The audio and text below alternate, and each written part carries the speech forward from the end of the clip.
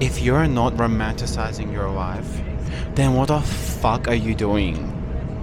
Right? Because, okay, like in life, you either have kids, right? And it's great, but you're not really doing it for yourself. And maybe they'll grow up and they don't actually like you. They don't want to be friends with you after they grow up. So that really sucks. So that can't be the meaning of your life, yeah? Even though it's great and rewarding. So kids, family, or you have your career, your job, like things that you do, and it makes you feel good because you're getting stuff done. But at the end of the day, you're just increasing shareholder value, which is fine, but you're not really doing it for yourself either. You're doing it because you have to, right? So what the fuck is the point of life? I think it's art and romanticizing your life. And I'm gonna talk over some methods of how you can do that.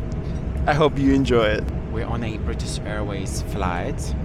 I think it's an A337 or 777 or I don't even know. And quite frankly, I don't care. European people, right? Like British people. I was like, did you guys have iced coffee? And of course they don't have iced coffee. And they made me one. But there is no ice. How can you romanticize your life? How can you make it more beautiful? How do you live your life as a movie? You wake up every day and you feel like you're the main character. First thing that you have to do, okay, and this one is probably the most important one, and the last one is the weirdest one. I'm gonna start with the most important thing and I'm gonna end with the weirdest thing, but all of them are important. Number one, get off your fucking phone. What the fuck are you doing? I've been asking my friends their screen time and I don't judge. What the fuck are you doing 9-hour screen time on your phone? Like, I understand if you're editing content, but even if you're editing content, you should be doing it on your iPad. Don't do it on your phone. What the fuck are you doing? You're on your reels? My rules for phone, and I have a few. One is that it's never in my room. Get a physical alarm, I don't care. You cannot sleep with your phone next to you. Put it in the other room. So I leave my phone outside of the room when I go to bed. And actually, I put it in a cabinet during the day as well because I genuinely don't need my phone. I have my Apple Watch for all my messages, for all my calls. I can even see my emails coming through. You do not need your phone on you 24/7. Get rid of that shit. And you know what? Like right now as well, I feel like content, like one of the reasons why I'm coming to YouTube is because content on Reels is so fucking trash. Like, it's giving brain rot. I feel like it used to be more like entertaining, unique, original. Now it's just trash. How many times am I gonna see the same fucking joke all over again? It's like, oh, me walking over to my seat 79B with my Prada and my Birkin and my Rimowa suitcase. I've fucking seen this shit so many times. It's not funny, it's not interesting, it doesn't add value. It just fucking sucks. This doesn't just apply to scrolling on your phone, right? Let's say you live in an apartment building. Well, I do. And I go and collect my parcel to the parcel area, or I go out to get a coffee or something like that. What people do is put on their earphones, stare at their phone, and just like scroll and shit and ignore everything. Same thing like at the gym. When I ask someone like if they're using the machine, they're like, oh. I'm like, are you even fucking present right now? I was like, I decided to get my parcel without my earphones. And I see this guy, and he has a dog. And it's such a funny looking dog. And I'm so bored because I'm not listening. Oh, there's turbulence. Because I'm not listening to anything. I'm so bored. And I make a comment. I'm like, oh my god, your dog looks like you. And he was like, oh my god, wait, no, like my dog is ugly. It's like, no, I mean your dog is like so interesting and beautiful and whatever. And it was like, So magical. How is that not romantic? And now I have a friend. The other week, my phone screen time went to like 16 hours or something like that. It was insane. I don't know. I was just having a moment, I guess. And I entered an accountability partnership with my friend where we would agree to come together on every Sunday and compare our screen times. Just like send a screenshot to each other. And we would also double check with each other every day to see that the deal is going through and that we're going to share our screen time. And that actually really helped me to have an accountability partner. So everyone's like, oh my god, I'm so embarrassed, my screen time. Fucking show me your screen time. 5 hours, 49 minutes. You can see it here. That's actually not bad. Second way you can romanticize your life is stop following fucking trends. See how it goes in line with scrolling on Instagram?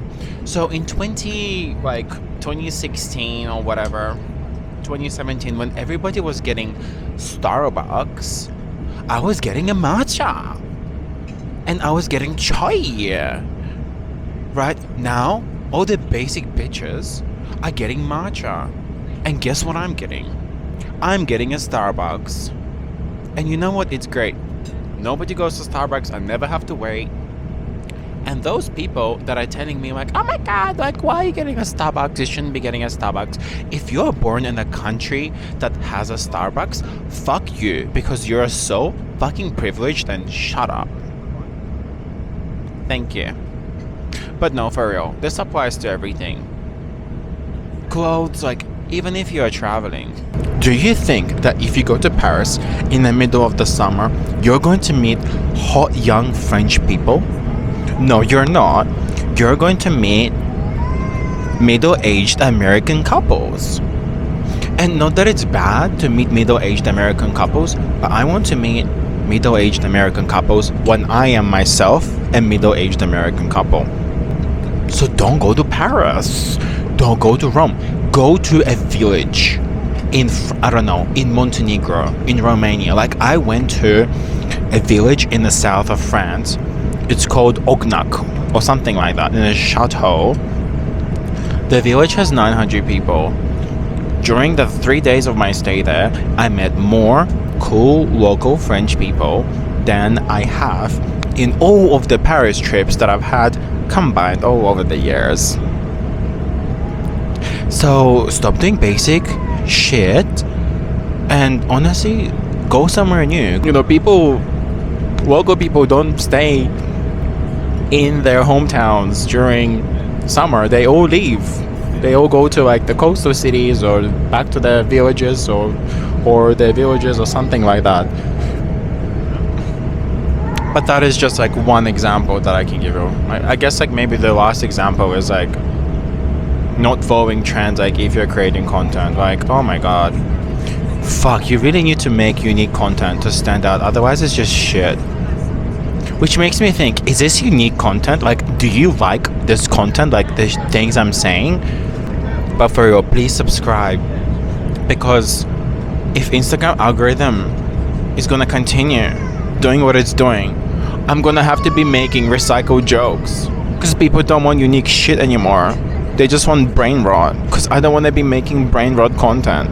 If you got the two right, so less scrolling, yeah, and not following fucking dumb trends, then honestly it's pretty good already. But I'm gonna give you some more crazy ways, and we will get to talking about people and the weirdest one in the end. But the one I want to talk about now is music. If you're not making playlists, then what are you doing? So ever since 2008, I have been making playlists for like different eras of my life. But you have to make them and do them right. So you can't have a playlist just for like 2024, 2025, whatever. You need to actually divide your year into different eras based on the vibe or the seasons or something like that. The way that I do it is usually 2 months together combined. So for example, 2020, like right now I'm in 2025 July to August, And if I'm going on a trip that's at least 3 days, I'm making a different playlist just for that, just so that I can listen to music.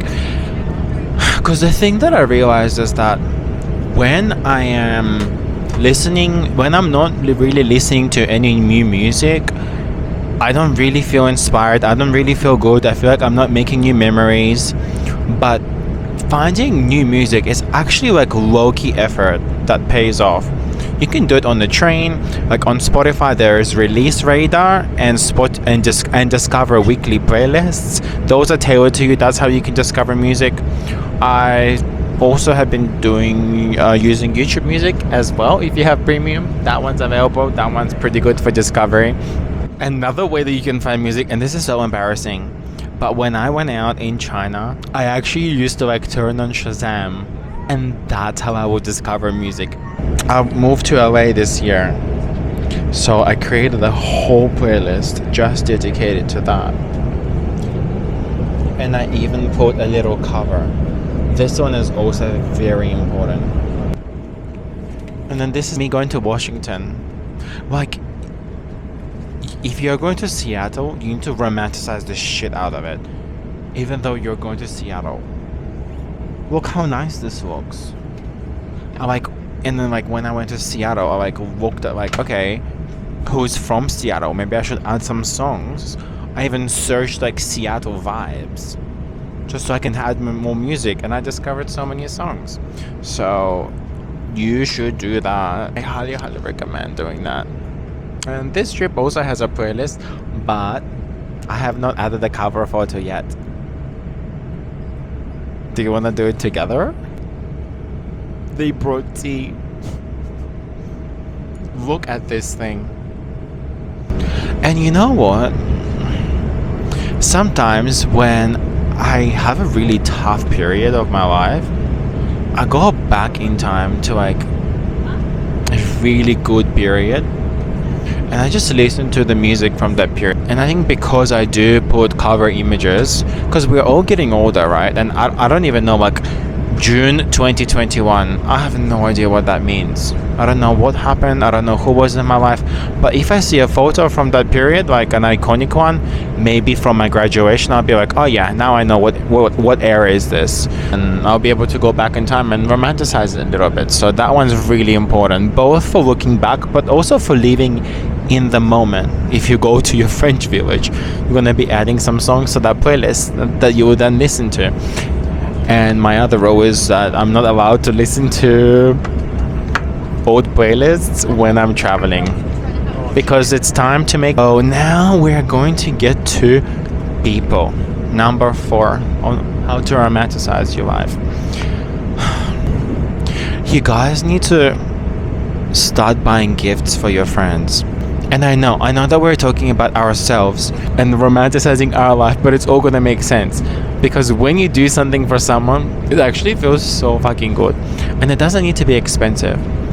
All it can be is a postcard that you send to someone, I don't know, for their birthday, or if something happened. And when my friend had cancer, right, she was doing a program in LA, and we weren't really that close of friends.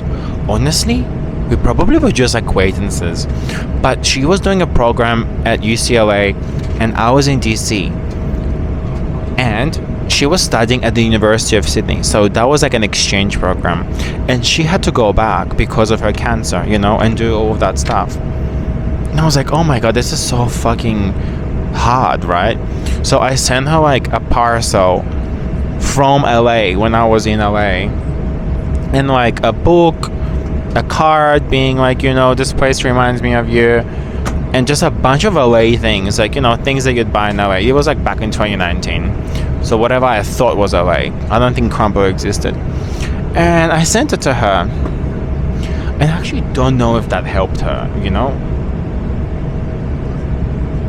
but I do know that I felt so fucking good doing it, for someone else. And it gave me purpose, And then recently, I mailed a card to my friend in New York. It's pretty effortless to do, because you don't need to buy a birthday gift for someone just before their birthday. You can actually buy them a card 3 months prior if you see something that reminds you of them. So a thing that I do is like I collect so many birthday cards, Christmas cards, I don't know, wedding cards, because they remind me of certain people, and then I just wait for a certain moment, and then I give them the card, and they're like, wow, this is the best card that I've ever received.